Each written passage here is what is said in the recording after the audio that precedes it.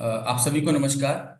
आज से पहले के जो हमारे सेशन हुए हैं, जो क्लासेस हुई हैं, वहां पर हमने दर्शन और शिक्षा में संबंध जाना था। और पिछली क्लास में हमने प्रकृतिवाद दर्शन को थोड़ा समझने की कोशिश की थी। ठीक है, इसको हम हिंदी इंग्लिश में नेचुरलिज्म कहते हैं। यहाँ तक उम्मीद करता हूँ कि आप लोगों को समझ में आया होगा, और कोई प्रश्न अगर आपका होगा तो आप निश्चित रूप से पूछिए। आज का जो मुख्य चर्चा का केंद्र रहेगा वो रहेगा आपका शिक्षा। प्रकृतिवादी विचारधारा के अनुसार शिक्षा कैसी होनी चाहिए। इसी क्रम में सबसे पहले तो शिक्षा के उद्देश्य क्या होंगे। ठीक।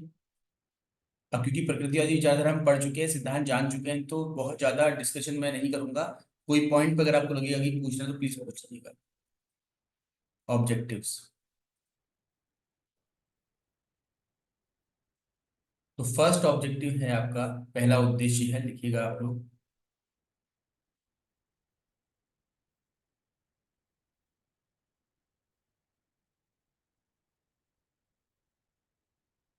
प्रकृति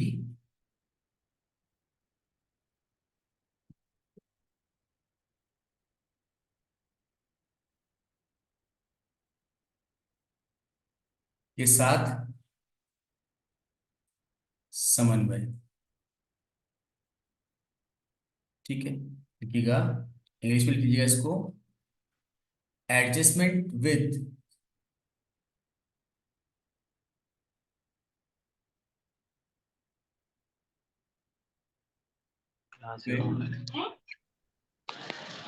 नेचर। किसी का अगर माइक अनम्यूट है तो प्लीज म्यूट कीजिएगा इसको। ठीक है।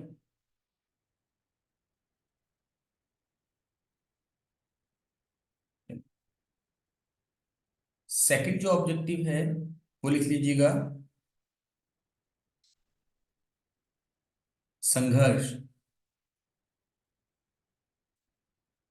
करने की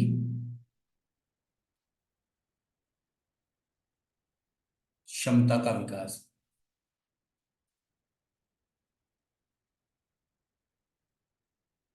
यानी कि पोटेंशियल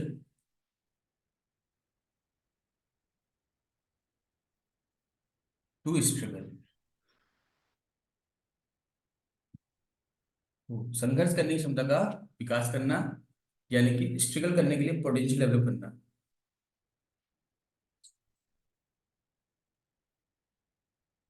ओके, नेक्स्ट लिखिए।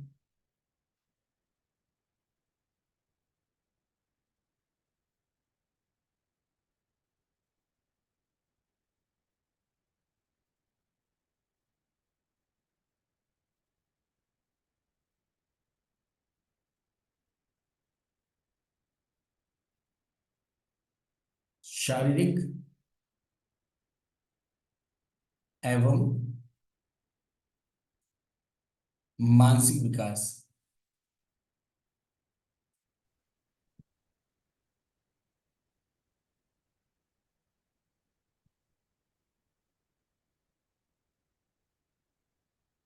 ठीक है, ये सारे ही पॉइंट अभी लिखिए, फिर डिस्कशन करूंगा आपके साथ में इनका। Physical and mental development. Physical and mental development. Okay, ये सब उद्देश्य हैं हाँ शिक्षा के, प्रकृतिवाद के अनुसार, जिन्होंने अभी थोड़ी देर पहले ही ज्वाइन किया है। तो फिर लिखिएगा,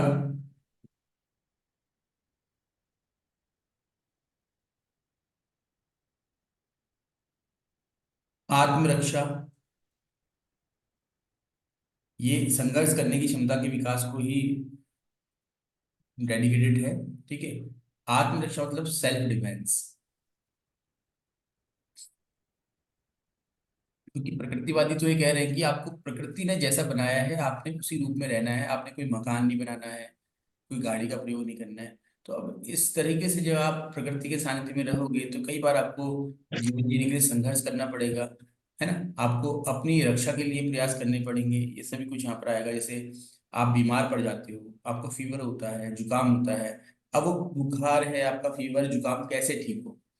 डॉक्टर्स की अगर हम बात करें तो डॉक्टर्स तो पढ़ लिख करके बाद में बने हुए हैं, प्राकृतिक रूप से थोड़ी डॉक्टर कोई बन करके आता है ना। तो अब आप कैसे करेंगे, इसकी जानकारी आपको होनी चाहिए, किस तरीके से आपको परहेज करना है, किस तरीके से आपको अपनी जो डेली फूड हैबिट्स हैं वो चेंज करनी है, ये सब कुछ। नेक्स्ट है आपका अवकाश का सदुपयोग। ठीक है।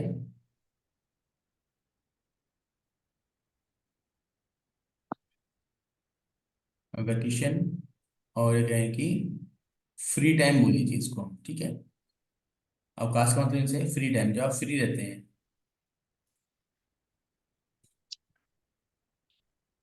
तो यूटिलाइजेशन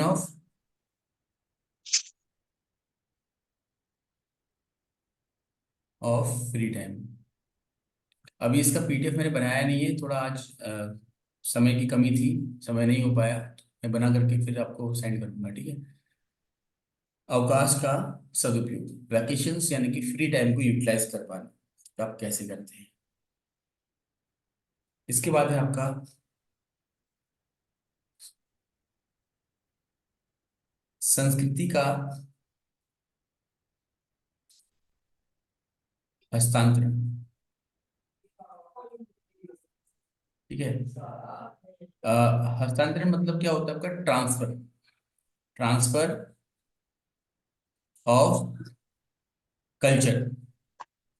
देखिए ट्रांसफर ऑफ कल्चर आपको ऑलमोस्ट सारी ही जो आइडियोलॉजीज है वो देखने को मिलेगा, ठीक है। तो ट्रांसफर ऑफ कल्चर, एक मिनट।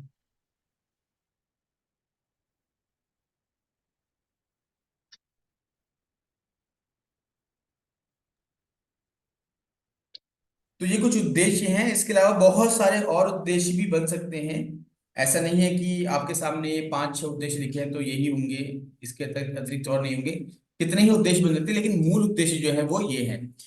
पहला उद्देश्य आप देखिएगा, प्रकृति के साथ समन्वय की जब बात करते हैं, क्या है ये, एडजस्टमेंट विद नेचर। तो आई होप कि जिसने प्रकृतिवाद की क्लास करी है वो तो समझ ही सकता है इस चीज को। प्रकृतिवादी ये मानते हैं कि जो सृष्टि है, जो ब्रह्मांड है, ये पूरा का पूरा क्या है आपका, मैटर से भरा पड़ा है, यानी कि नेचर से बना हुआ है। और किसी तरह किसी कोई भगवान, कोई ईश्वर को नहीं मानते। अगर मनुष्य को जीना है, जीवित रहना है, तो उसकी रक्षा करने के लिए कोई ईश्वर नहीं आने वाला है। इसलिए उसको खुद से प्रयास करने पड़ेंगे। उसको अपने वातावरण के जो विविध घटक हैं, जैसे पानी है, हवा है, फल हैं, फूल हैं आदि, इन सब का किस प्रकार से मैं उपयोग कर सकता हूँ अपने लिए, और इनको जीवित रखने के लिए, यानी कि इनके संरक्षण के लिए मैं क्या कर सकता हूँ, यही क्या है, समन्वय है। उदाहरण के लिए, अगर आपके घर पे आपके पास एक बाल्टी पानी है और आप अकेले हैं घर पर पानी पीने वाले, तो ऐसा तो नहीं है ना कि आप वो एक बाल्टी पानी पूरा एक दिन में या फिर कहीं की एक ही टाइम पे खत्म कर देंगे। बोलो, थोड़ा सा यहाँ पर आप लोग को इन्वॉल्व होने की जरूरत पड़ेगी, रिस्पॉन्स दीजिएगा। सर। अकेले हैं आप, नो। एक बाल्टी, कम से कम 20 लीटर की बाल्टी जो है आपके पास रखी हुई है पानी की भर करके, पीने वाली, और आपको वो पानी पीना है। तो क्या आप एक ही बार में पी डालोगे उसको, आप बताइए कैसे पियोगे, कैसे नो उसका यूज सर, थोड़ा करोगे। No sir. जब जब आपको प्यास लगेगी तब तक आप उसका उपयोग करेंगे, तब तक आप उसको पिएंगे, और जब जब प्यास नहीं लगेगी तब तक आप उसको नहीं पिएंगे। अब यहीं पर अगर ये मैं एक उदाहरण आपको देता हूँ, एक और परिस्थिति आपके सामने होती है कि अनाउंसमेंट हुआ कि 4 दिन तक अब पानी नहीं आने वाला, और आपके पास वही 20 लीटर पानी है। तो इस स्थिति में अब आप उस पानी का उपयोग और संभल करके करेंगे, क्योंकि 4 दिन तक आपको कहीं से पानी मिलने का कोई चांस नहीं है। समझ में आ रहा है। तो जब एक यस सर। Yes sir. तो जब एक ही दिन में आपने वो पानी खत्म करना था, यानी कि अगले दिन फिर से आपको पानी मिलने वाला था, तो उस स्थिति में आपका उस पानी के इस्तेमाल का नजरिया या तरीका डिफरेंट था। कोई टेंशन नहीं है, कुछ नहीं है, है ना, आराम से आप चल रहे थे, पानी बर्बाद हो रहा था, कोई इशू नहीं है। लेकिन जब आपको ये पता लगा कि 4 दिन तक मुझे यही पानी पीना है, कोई दूसरा पानी नहीं मिलने वाला है 4 दिन तक, तो अब उस पानी को आप संभल संभल के उपयोग में ला रहे हैं। ऐसे ही तो करते हैं हम। इसी तरीके से खाने की कोई आइटम अगर आपके पास है, उसमें भी आप यही करते हैं। पैसा है हमारे पास, अगर आपके पास 10,000 है, उसमें आपने पूरा महीना चलाना है तो आपको बहुत संभल के चलना पड़ता है। अगर वो 10,000 आपको एक ही दिन में खत्म करने हैं, नेक्स्ट डे फिर से 10,000 आपको मिल जाएंगे, तो आप कई बार तो अननेसेसरी भी अपना जो मनी है वो वेस्ट कर देते हैं। ये है आपका समन्वय। तो प्रकृति के साथ समन्वय का मतलब भी यही है, क्योंकि हमारी प्रकृति में जिन तत्वों की अधिकता है, एक्सेस में जो कोई मैटर आपके हैं, तो उन मैटर के यूज में आपको ज्यादा सोचना नहीं पड़ता। क्यों? पानी खर्च करने में आपको नहीं सोचना पड़ता बिल्कुल, क्योंकि बहुत सारा पानी आपके पास है, कोई इशू नहीं है। इसी तरीके से आपको जब खाना खाने की बात आती है, तो अमूमन ऐसे जो आइटम्स होते हैं, जैसे आलू है ना, या फिर ऐसे आइटम जो इजीली अवेलेबल हो जाते हैं, उनको खर्च करने के लिए आपको सोचना नहीं पड़ता। इवन अगर मैं कहूँ कि जैसे चावल मिल रहा है कंट्रोल का, किसी को फ्री में मिल रहा है आजकल, तो कोई दिक्कत नहीं खर्च करने में, करते हुए। लेकिन ऐसे आइटम्स जो महंगे हैं बहुत ज्यादा, या बहुत डिमांड में है, कम अवेलेबल हो पाते हैं, उनको आप सोच समझ के खर्च करते हो। उदाहरण के लिए कोई भी महंगा आइटम ले लीजिए आप, जैसे बादाम है, काजू है, इस तरह से ड्राई फ्रूट जो बहुत महंगे आते हैं, इनका इस्तेमाल आप बहुत संभल करके करते हैं। ठीक है? तो कुल मिलाकर के किसी भी एलिमेंट कह लीजिए, कंपोनेंट कह लीजिए, मैटर, किसी भी मैटर की अवेलेबिलिटी, उसकी उपलब्धता के आधार पर ही हम उस मैटर के अधिक या कम उपयोग का निर्णय लेते हैं। जो मैटर कम होता है अवेलेबल, उसको हम संभल संभल के यूज करते हैं। जो मैटर बहुत ज्यादा एक्सेस में अवेलेबल होता है, तो उसको हम बहुत रफली यूज कर लेते हैं। ये कुछ हमारा एक टेंडेंसी रहता है, जिसको हम बोलते हैं नेचर। ये हमारा एक नेचर है, हमारी प्रकृति है एक। तो प्रकृतिवादी कह रहे हैं कि इस तरीके का समन्वय बना करके हमको चलना होता है, और अगर हम ऐसे चलेंगे तो कभी कोई समस्या नहीं आती। ठीक है? तो हर चीज का आप आज की डेट में देखते होंगे, जलवायु संरक्षण, जल संरक्षण बहुत सुनते रहते होंगे आप। फिर है सेकंड पॉइंट है, आई होप कि समझ में आया होगा। सेकंड पॉइंट है संघर्ष करने की क्षमता का विकास करना, पोटेंशियल। काय का पोटेंशियल है? संघर्ष करने का, स्ट्रगल का। स्ट्रगल का संघर्ष क्यों भाई? जीवन जीने के लिए हमें हर समय कुछ ना कुछ स्ट्रगल करना ही पड़ता है। मैं उदाहरण अगर देता हूं, तो अगर कोई बच्चा जब चलना सीखता है, तो वो कई बार सहारे से खड़े होकर के गिरता भी है, और गिरने पर उसको चोट भी लगती है। चोट लगती है, और अगर वो डर जाए और फिर दोबारा चलने का प्रयास ही ना करे, तो क्या वो चलना सीख पाएगा? बताइए। No sir. नहीं सर। नहीं सर। इसी तरह से जब नो आप सर। साइकिल सीखते हैं, बैलेंस बनाने की कोशिश करते हैं साइकिल में, या स्कूटी में बैलेंस बनाने की कोशिश करते हैं, तो निश्चित रूप से कभी कभी डिसबैलेंस होने की वजह से आप गिर जाते हैं। अब डिपेंड करता है कि चोट ज्यादा लगती है किसी को थोड़ा कम लगती है, बट ये तो चलता ही है। इतना तो हमको स्ट्रगल करना है। तो जब हम गिरते हैं, संभलते हैं, फिर गिरते हैं, फिर संभलते हैं, और हम हिम्मत नहीं हारते, स्ट्रगल करते रहते हैं, तो हम सफल जरूर होते हैं, और एक दिन हम साइकिल चलाना या स्कूटी चलाना बिल्कुल परफेक्टली सीख जाते हैं। इसी तरीके से बच्चा जब पहली बार लिखने की कोशिश करता है, लिखने लगता है कॉपी में, तो ऐसा नहीं है कि वो पहले ही दिन बिल्कुल स्पष्ट लिख पाता है। वो लिखता है, गलतियां होती हैं, सुधार करता है, फिर लिखता है, गलतियां होती हैं, फिर सुधार करता है, फिर लिखता है, गलतियां होती हैं। इस तरीके से वो गलतियां करके, उनको सुधार करके ही सीखता है। This is called struggle. ये है स्ट्रगल। समझ में आ रहा है? आप लोग कॉम्पिटेटिव एग्जाम्स की प्रिपरेशन करते हैं, तो ऐसा कोई भी इंसान नहीं होगा जो पहली बार पेपर देने बैठे और उसका सिलेक्शन हो जाए।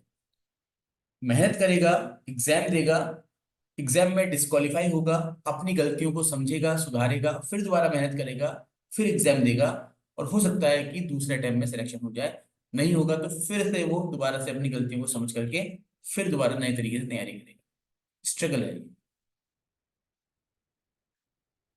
नौकरी के लिए आप जब जाते हैं, कई लोग बीटेक करके या बीएससी बीएड करके स्कूल्स में इंटरव्यू देते हैं ना, टीचिंग में जा रहे हैं, किसी जॉब में जा रहे हैं, फर्स्ट टाइम जब आप कोई काम कर रहे हैं, तो हमेशा ही ऐसा नहीं होता कि पहली बार में आपने बहुत अच्छा काम कर लिया। मेहनत करने के बाद भी कई बार काम खराब हो जाता है। तो इस तरीके से जो प्रकृति है वो ये सिखाती है कि हमें हमेशा संघर्ष करना होता है और संघर्ष करते रहने पर हमें सफलता मिलती है। और इस प्रकार से संघर्ष जो है वो कोई खराब आदत नहीं है, अच्छी आदत है। ठीक है, क्लियर हुआ है सेकंड पॉइंट?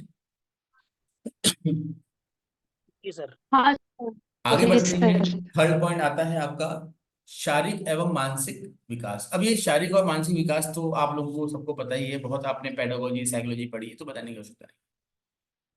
रूसो के अनुसार किसी भी बच्चे के बौद्धिक विकास से अधिक आवश्यक उसका शारीरिक विकास है। Physical development is much more important than mental development और intellectual development according to Rousseau.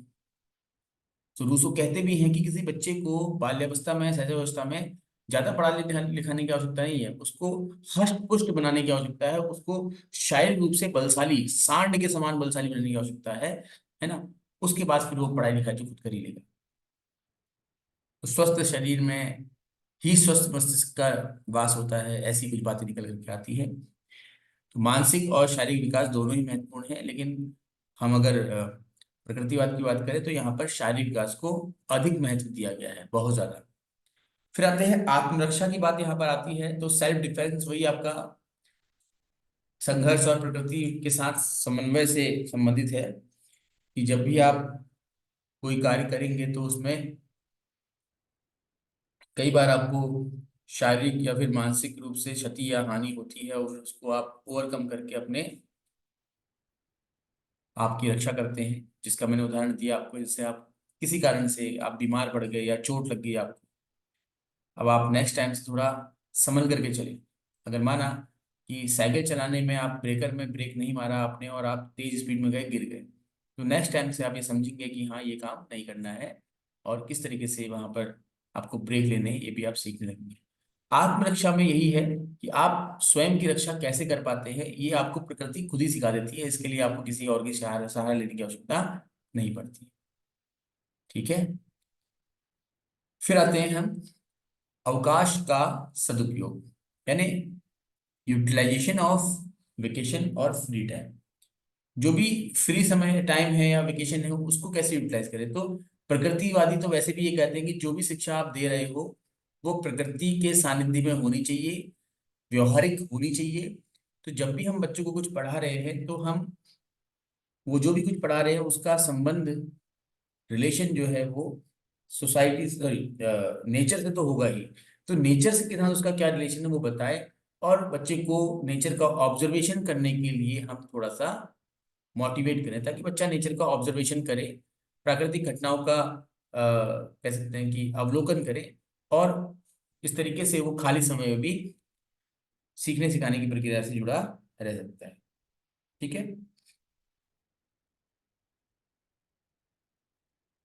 आवाज आ रही है? Yes sir. यस हाँ। Yes sir. तो बच्चा खाली समय यस में सर। कुछ सीखे, इसके लिए बच्चे को हमने प्रेरित करना है। अब जरूरी नहीं है कि बच्चा गणित सीख रहा है खाली समय में, अंग्रेजी सीख रहा है, उसका मन अगर संगीत सीखने का तो ठीक है, उसका मन अगर कुछ और स्पोर्ट्स सीखने का तो वो भी ठीक है। बट ये है कि बच्चा कुछ प्रोडक्टिव, है ना, कुछ ऐसा काम करे जो कि उसके अंदर किसी ना किसी प्रकार की कौशल का निर्माण कर रहा हो। फिर अंतिम आता है आपका, अंतिम तो नहीं कहूंगा, मैं फिर से कह रहा हूँ कि आप अलग अलग किताबें पढ़ते हैं तो हो सकता है कि किसी अलग किताब में कुछ और भी लिखे हो, तो कोई इशू नहीं है, ऐसा नहीं कि वो आपको पढ़ना नहीं है। ठीक है, तो संस्कृति का हस्तांतरण यानी कल्चर जो है वो ट्रांसफर करना। कल्चर क्या होता है? जो हमारा आचार व्यवहार, जो हमारे आसपास पहनावा, भाषा, बोली वगैरह सब हमारी संस्कृति का हिस्सा है।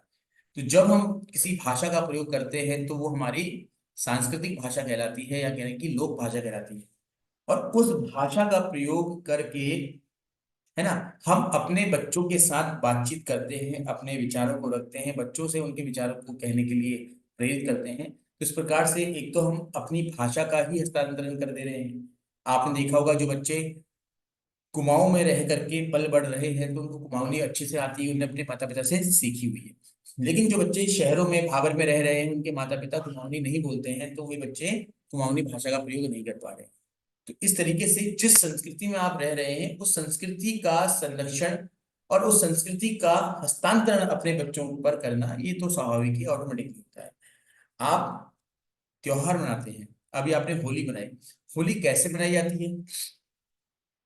अगर कोई ईसाई है, कोई क्रिश्चियन है, कोई मुस्लिम है, बाहर रहता है इंडिया से, उसके कोई दोस्त भी नहीं है हिंदू, है ना, उसको सीखना पड़ेगा, उसको ये जानना पड़ेगा कि होली मनाने के लिए हमें क्या क्या प्रोसेस करनी पड़ती है, होली का दहन क्या होता है, कैसे होता है ना, रंग या टीका किसे कहते हैं, वो क्या होता है, ये सीखना पड़ेगा। जैसे कि आपके लिए अगर कहा जाए तो आप लोगों को नहीं पता होगा कि ईद के दिन हम, मतलब जो हमारे मुस्लिम भाई बहन हैं, किस प्रकार से अपना जो नमाज वगैरह है या फिर पूजा वगैरह जो भी कहते हैं वो अपनी भाषा में करते हैं, अपने भाई लोगों से गले मिलते हैं, क्या क्या चीजें होती हैं वो हमको नहीं पता है। हमारा कोई मुस्लिम भाई या बहन होगा तो उससे हम जानेंगे, वो हमें बताएगा, या हम किताब पढ़ सकते हैं।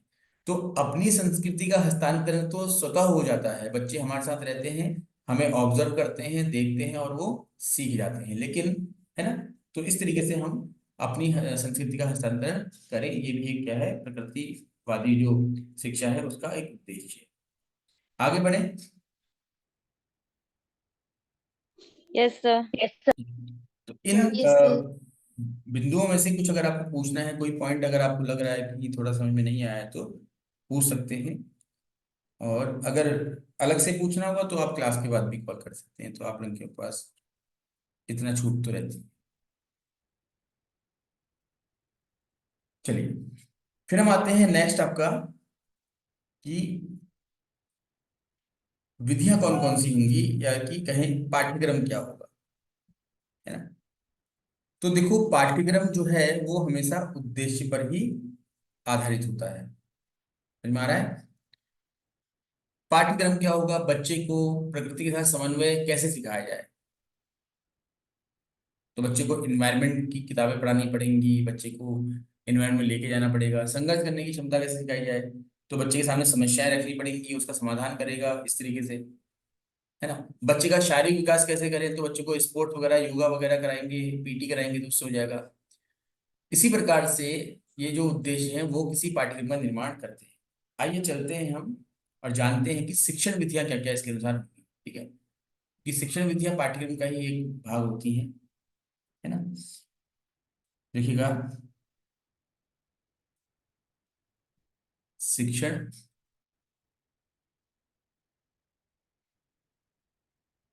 विधि, सबसे पहली जो विधि प्रकृतिवादी बताते हैं वो है आपकी इमिटेशन मेथड, ठीक है।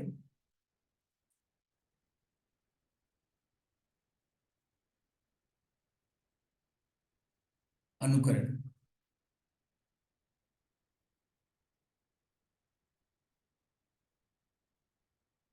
इमिटेशन, ठीक है। दूसरा,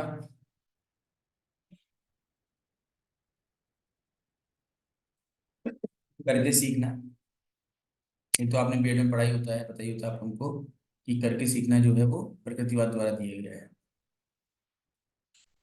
ना, लर्निंग बाय डूइंग। देखिए, विधियों पर ज्यादा चर्चा नहीं करूंगा, मैं ब्रीफ में समझा दूंगा आप लोगों को, क्योंकि थर्ड यूनिट में मेथड्स ऑफ टीचिंग एक अलग चैप्टर है पूरा,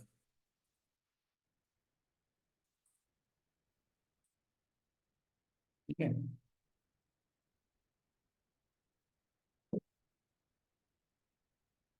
इसका आपका है अवलोकन,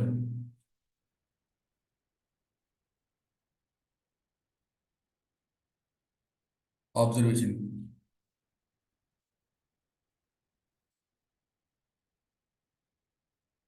ठीक है।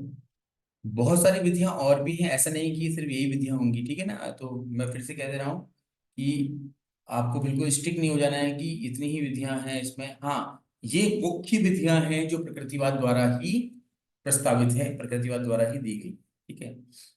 फिर है आगमन विधि,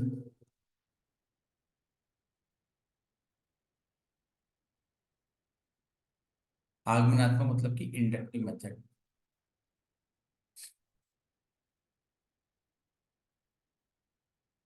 ठीक है।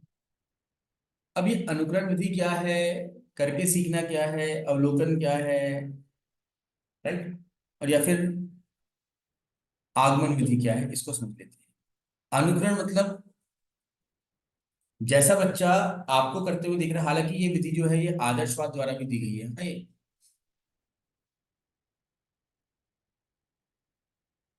ठीक है। तो एक ही विधि एक से अधिक दर्शन द्वारा भी प्रस्तावित होती है। ऐसा नहीं है कि आप दो तीन ही अ, विधियों को पढ़ेंगे और ये सोचेंगे कि ये सिर्फ इसने दी है, ऐसा बिल्कुल नहीं है। हाँ, करके सीखना और अवलोकन, आगमनात्मक, ये विधियां तो कम से कम प्रकृतिवादी ही है। अनुकरण मतलब होता है आपका इमिटेशन।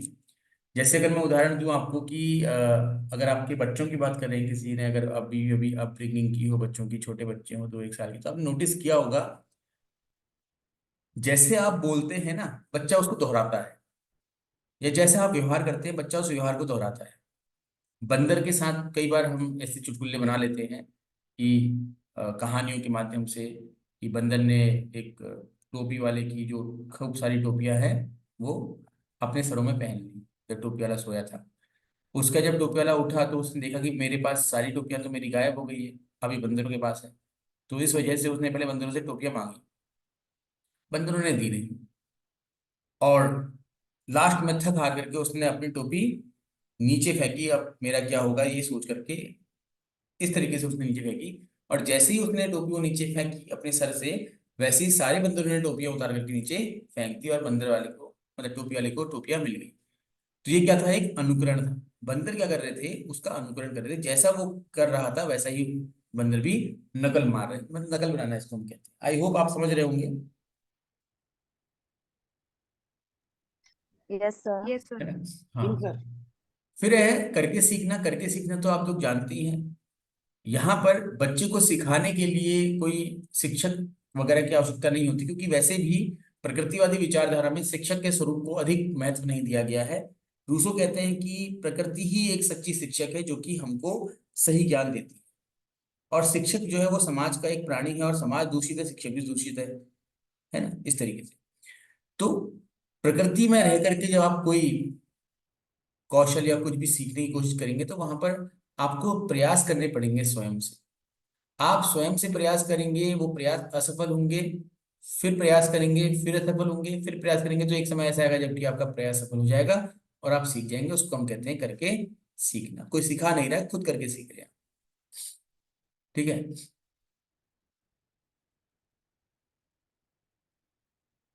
अवलोकन यानी ऑब्जर्वेशन। ऑब्जर्वेशन क्या होता है, बताइए। भाई आपके आसपास कई सारी घटनाएं होती हैं। अभी होली का समय था, कई सारे एक्सीडेंट हुए होंगे दाएं बाएं आपके आसपास, है ना। तो अगर आपने कोई ऐसा एक्सीडेंट देखा तो क्या है, अवलोकन हो गया।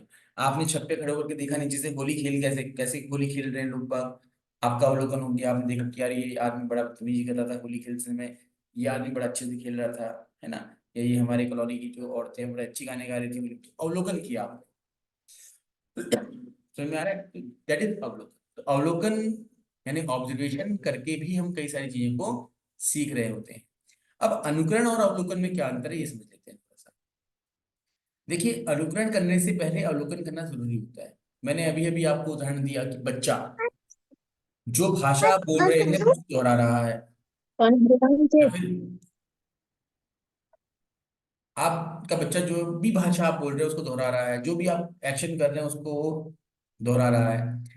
तो दोहराने से पहले, इमिटेशन से पहले, अनुकरण करने से पहले वो अवलोकन कर रहा है, वो ऑब्जर्वेशन कर रहा है, और उस ऑब्जर्वेशन के बेसिस पे ही वो आप रिपीटेशन करेगा या इमिटेशन करेगा। समझ में आ रहा है। तो अवलोकन भी क्या है, प्रकृतिवादी दार्शनिक या दर्शन द्वारा दी गई एक विधि है। आगमन का मतलब तो आप जानते होंगे, इंडक्टिव मेथड क्या होता है, क्यों, व्हाट इज इंडक्टिव मेथड, आगमन विधि किसे कहते हैं। Example to rule. सर जिसमें एग्जाम्पल दिए जाते हैं फिर रूल्स बताए जाते हैं। बिल्कुल, ठीक है। लेकिन प्रकृतिवादी विचारधारा में तो एग्जाम्पल कौन देगा आपको, टीचर ही नहीं है ना। तो इसको भी हम समझते हैं ऑब्जर्वेशन से।